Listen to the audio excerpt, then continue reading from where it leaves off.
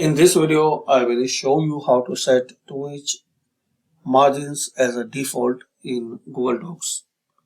So open Google Docs. You want to know how to open. So just search here Google Docs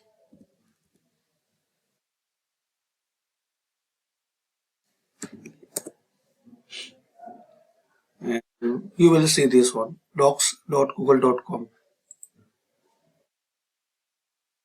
and sign in with your Gmail and password. After that, open any document.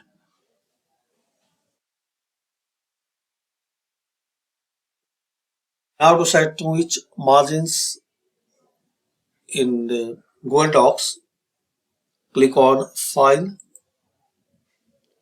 and Page Setup. Guys, open this website or any website which is converted for each to centimeter. So here select each from and to select centimeter and here type to each. Okay, and convert. This is the centimeter 5.08. Copy it and paste in this all box. We can see a top, bottom, left and right. So in this all box you have to type this size.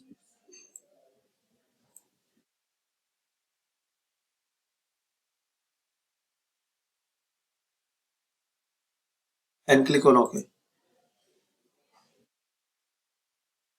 So this is the method, guys. You can set to each margins as a default in Google Docs.